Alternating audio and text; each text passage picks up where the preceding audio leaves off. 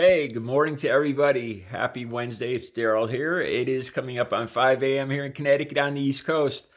I have been reading articles since I was up at 2 a.m. this morning. Well, about 10 minutes after 2 a.m. I woke up, and I have been researching articles everywhere for the last two and a half hours. There's a few things I want to talk about. Trump's immigration halt for 60 days. I gave it a lot of thought yesterday. To tell you guys the truth, I really haven't gone back and checked. I've been looking over news stories today that I haven't had time to even go back and look over my video from yesterday. I'm going to do that shortly and look over you guys' responses to my videos. I made a quick one yesterday. I was very busy yesterday. I actually have a lot of work to do for some people that want paintings. People are already asking for paintings for Christmas. All right, but anyway, the immigration. Now today, there's another story emerging about the UN warning about famine of biblical proportions tied into the COVID virus.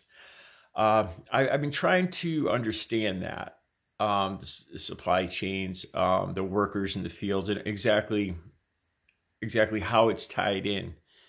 Because they're talking about 20 countries, severe starvation, developing countries. Initially, the way this was framed, it started to sound like Trump's immigration ban and the UN announcing this warning about famine. It seems like they might have been tied in together. So I've been spending the last 2 hours trying to figure that out. I know Trump does not do anything unless it will benefit him, his ego, his legacy, or his reelection, or monetarily. Those four things. I truly believe that. He does nothing out of the kindness of his heart. He does nothing for the health of the American people. I'm not being pessimistic. I'm just being factual there. All right. Yesterday, after I gave it some thought, I started thinking about it, and it's not a great time to have people coming here for work. I'm not saying I don't want. I have nothing against I have absolutely nothing against immigrants in other countries. I don't have a xenophobic bone in my body. It's just the fact is that in the condition the United States is in right now under lockdown, it doesn't make any sense for people to come here unless their life is at stake, unless they're coming from a situation that's even more life-threatening than it is here. Then I understand it, but it's really not a good time to emigrate to the United States. It has nothing to do, honestly, from my point of view. My feelings personally. I have nothing against immigration. I think that's what made the country great, is immigration. It just, the more I thought about it, there's not a whole lot of jobs, and with the social distancing and everything, it doesn't make a whole lot of sense for people to come here. I don't know exactly what reasons, unless it was tied into helping with the virus medically or otherwise. I just don't see any really valid reason for people to come back and forth to the United States right now.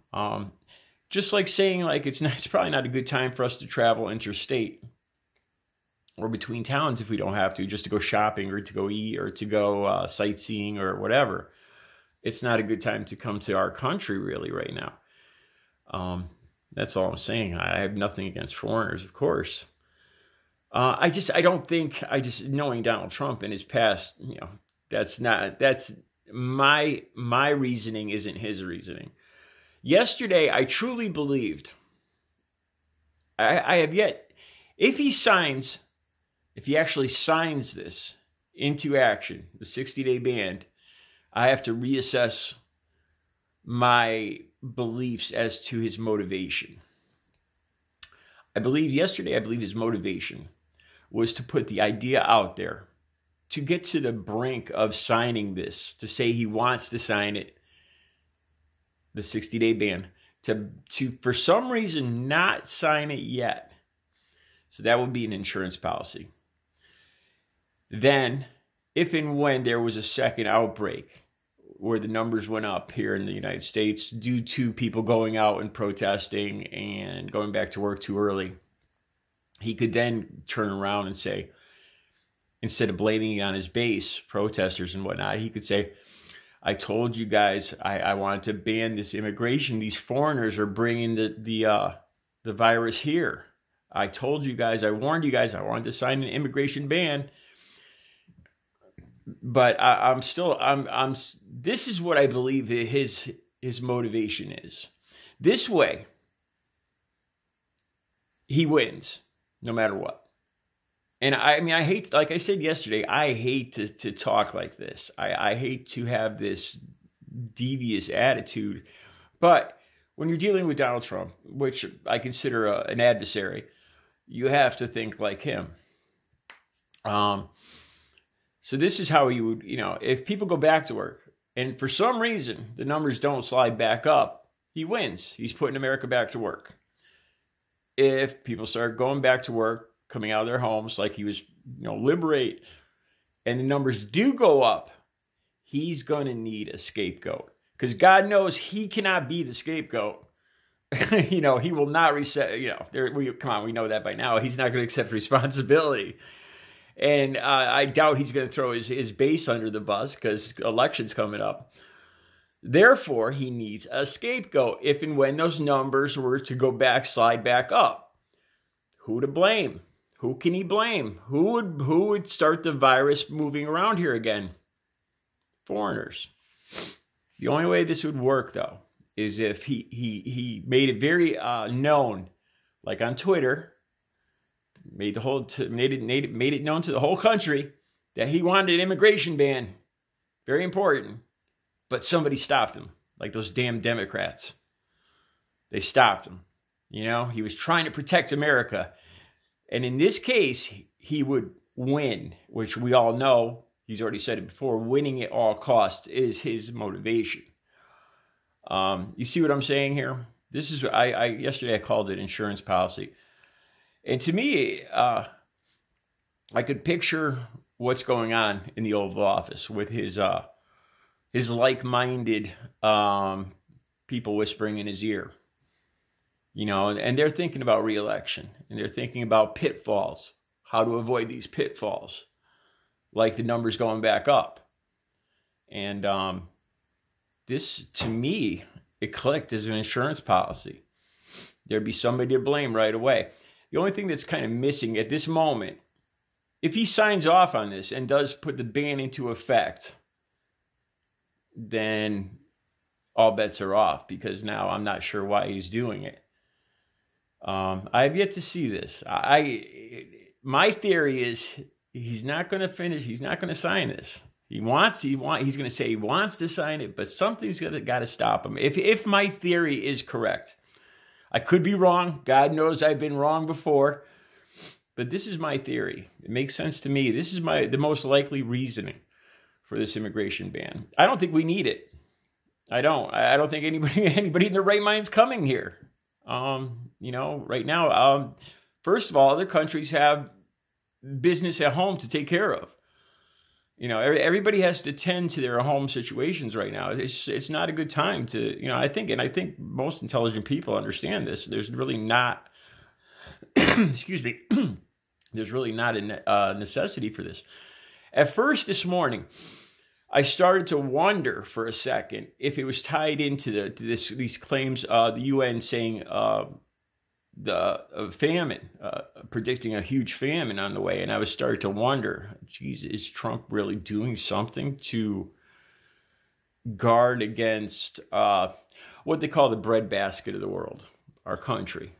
You know, I was trying to see if it was tied into the famine, and I can't find any ties to the famine, which leads me back to believe that Trump is setting up this immigration ban for his own purposes, of course. Well, so we'll see. If my theory's right, he won't finish signing off on this ban. I don't know if he has yet. He should go right up to the brink, but then something has to stop him. Probably he blame it on the Democrats, Biden, Pelosi. That would be, if he starts blaming Nancy Pelosi for not signing his immigration ban, then we know I was dead right on this call. One other thing I want to talk about. We noticed that Donald Trump isn't talking about his drug, his wonder drug anymore. You're going to have to excuse me because I cannot pronounce the name of that drug at this moment. I can't pull it back up. HYDOXYCHLOROQUININE. He's not bringing that up. He's not pushing his wonder drug. All the Trump supporters have clammed up. Why is that? Geez, maybe it's got something to... This is something else I researched this morning. Supposedly, there was the beginnings. I don't know how scientific this investigation was, this test of the drug, but it's spread over a lot of different magazines, Health Magazine, Business Insider, CNN reports that when they first started testing this drug, that it results in higher deaths, actually. It results in higher deaths. And I saw some reports that vets might have been volunteering for this. So in other words, some vets might have lost their lives volunteering to be tested for this Trump's wonder drug. That I can't verify that, if it was tested specifically or on vets at all. I don't know. I've seen some reports of that, which would make it even worse news story for Donald Trump, that he's killing vets with his hunches and wonder drugs. So, like I said, I don't put stuff on here that I don't believe 99.9% is true. That's, you know, I don't do that. It's the wrong thing to do. You know, I'm not going to back something that I think is untruthful. There's no point in that. So this morning, though, it's taken me a while to sort through this. And it's still a little foggy on Trump's immigration ban and this the famine and the reports of the wonder drug that Trump was touting. But I don't think we're going to hear him talking anymore about his wonder drug. And he goes back. Remember him last week? I think he said, or maybe it was the week before. He said, "Take the drug. What do you got to lose?" Well, your life, apparently. Anyway, I'll be back a little later. You guys have a good Wednesday.